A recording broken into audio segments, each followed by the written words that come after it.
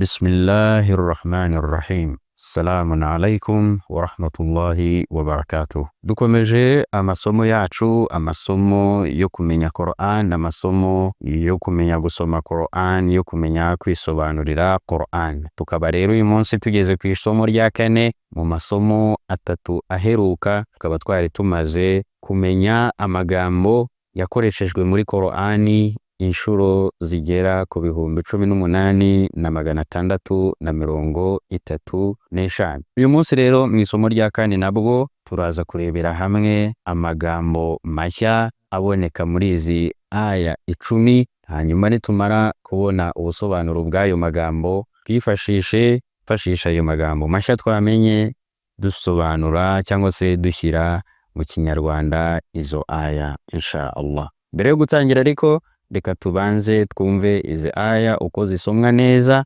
kugira ngo niba hari naho dufite ikibazo cy'imisomere tube twagikosora insha Allah ta'ala. وقال لهم نبيهم إنما إلهكم الله إن العزة لله جميعا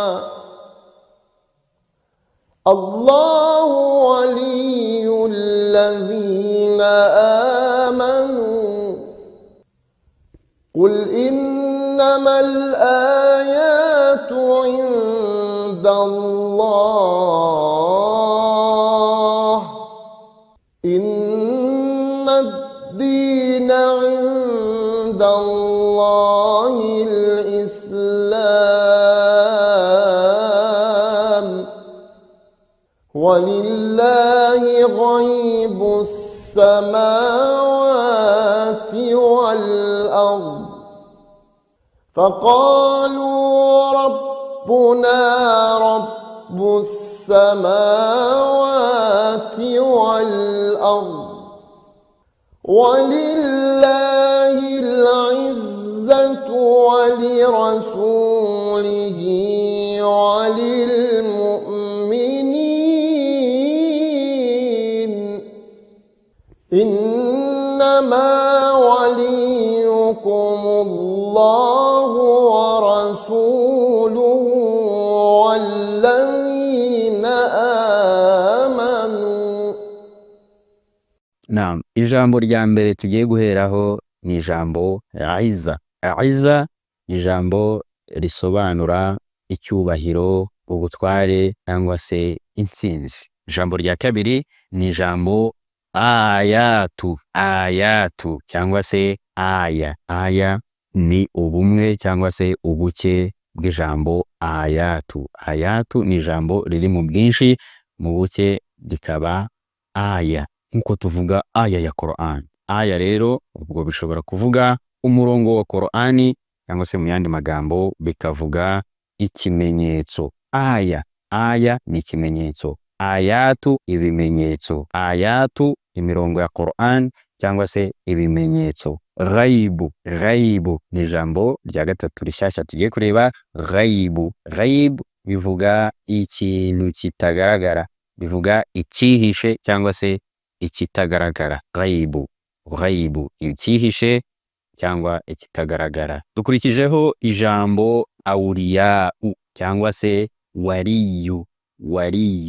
Waliyu ni mu bumwe cyangwa mu buke, naho mu bwinshi ni awliya. Bityo wali bivuga umuyobozi cyangwa se inshuti. Ubwo awliya ni abayobozi benshi cyangwa se inshuti nyinshi. Ijambo qawm bivuga itsinda ry'abantu, bivuga abantu babaho mu gihe runaka, abantu babaho mu gihe runaka. Ijambo darajatun cyangwa se daraja mu buke. Ijambo darajatun ni ubwinshi bw'ijambo daraja. Daraja bivuga urwego, ni ukuvuga ko darajatun bivuga inzego nyinshi. Ijambo maghfira maghfiratun bivuga impuhwe.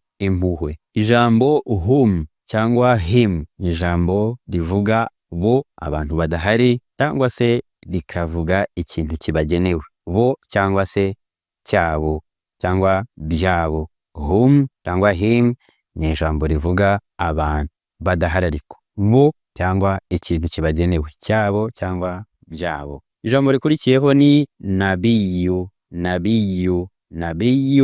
bivuga umuhanuzi cyangwa se umuntu uzanye ubutumwa, umuntu ufite ubutumwa. Ijambo rikurikiyeho innama ni ijambo rishyiraho umwihariko, ikintu cyihariye ikindi. Ushobora kuvuga ko bisobanuye gusa cyangwa se cyonyine, wenyine, gusa, ikintu cyihariye ikindi. Alladhina bivuga babandi. Alladhina. Ijambo amanu bivuga bemeye, abemeye. Samawati bivuga ibirere. Ard bivuga isi cyangwa se ubutaka. Ijambo rikurikiyeho ari naryo rya nyuma ni ijambo fi ni indangahantu isobanura mo cyangwa se mu cyangwa se mo. Aya magambo rero tumaze kubona y'iri somo yo yagarutse muri Qur'ani inshuro zigera ku 4,707. Bityo twakongeraho yayandi twabonye mu masomo aheruka, kugeza ubu tukaba tumaze kumenya amagambo mashya yakoreshejwe muri Qur'ani inshuro 23,360. Reka rero twifashishe aya magambo tumaze kumenya dusobanura cyangwa se dushyira ziriya aya mu Kinyarwanda insha Allah. Waqala lahum nabiyuhum. Wa twarabibonye ko ari ijambo ry'icyungo. Qala nabyo twarabibonye ko ari yaravuze. Lahum, la twarayibonye ko ari ijambo rigenera ikintu ba nyiracyo.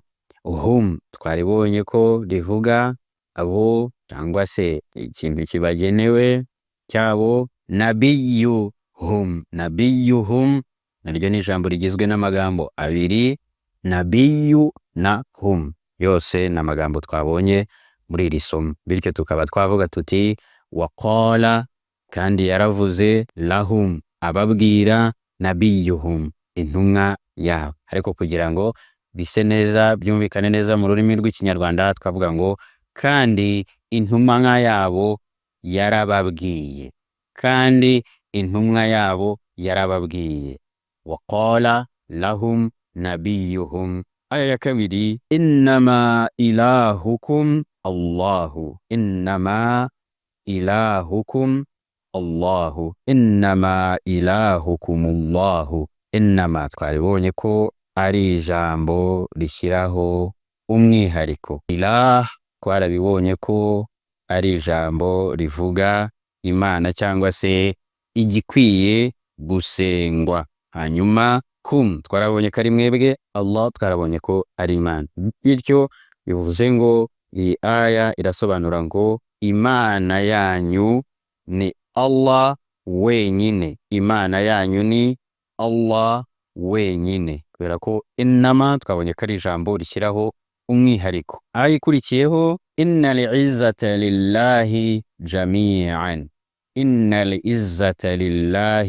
jami'an. Inna twarabonye ko ari ijambo rishimangira izza, twabibonye ko ari ijambo rivuga ubutware, icyubahiro, intsinzi ndetse n'ibindi bisobanuro biri mu mujyo w'ibyo ngibyo.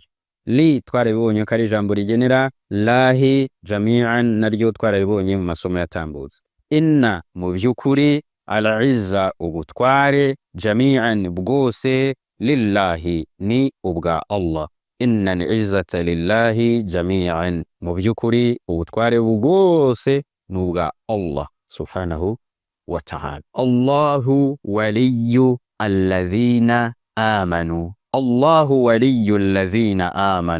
Allahu twarayibonye, waliyyu twarayibonye umunsi, alladhina twaribonye uyu munsi, amanu twaribonye uyu munsi. Allah ni umuyobozi wa babandi bemeye. Allahu waliyu, Allahu ni umuyobozi, alladhina wa babandi amanu bemeye. Allahu waliyu alladhina amanu. Qul innamal ayatu inda Allahi. Qul innamal ayatu inda Allahi. Vuguti ibimenyetso biba kwa Allah wenyine.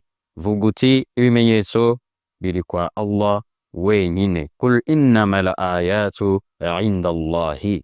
Ayikurikiyeho inna ad-dina inda Allahi al-Islam. Inna ad-dina inda Allahi al-Islam. Mu by'ukuri idini yemewe kwa Allah ni Islam. Mu by'ukuri idini yemewe kwa Allah ni Islam. Walillahi ghaibu samawati wal ardi. Wa twarayibonye, li twarayibonye, Allah twarayibonye, ghaibu twarayibonye uyu munsi, samawati twaribonye uyu munsi, wal ardi wa dusanzwe tuyizi, al ardi nariyo twaribonye uyu munsi. Bivuze ngo walillahi ghaibu samawati wal ardi, kandi byihariwe na Allah ibitagaragara byo mu birere no mw'isi. Walillahi twavuze ko li ari ijambo rigenera ikintu ba nyiracyo. Walillahi ghaibu samawati wal ardi, kandi ibyihariwe na Allah ibitagaragara cyangwa se byihishe byo mu kirere no mw'isi. Faqalu rabbuna rabbus samawati wal ardi. Faqalu rabbuna rabbus samawati wal ardi. Fa ni ijambo twabonye, qalu naryo ni ijambo twabonye, rabbu ni ijambo twabonye, na ni ijambo twabonye, rabbu ikagaruka, samawati twaribonye uyu munsi, wa twararibonye, al arb naryo twaribonye uyu munsi. Bityo faqalu rabbuna rabbus samawati wal ardi bikaza gusobanura ngo maze baravuze bati nyagasani wacu ni nyagasani w'ibirere n'isi. Rabbuna nyagasani wacu, rabbus samawati wal ardi niwe nyagasani w'ibirere n'isi, niwe mugenga w'ibirere n'isi. Walillahi al-izzatu walirrasulihi walilmu'minina. Walillahi al-izza walirrasulihi walilmu'minina.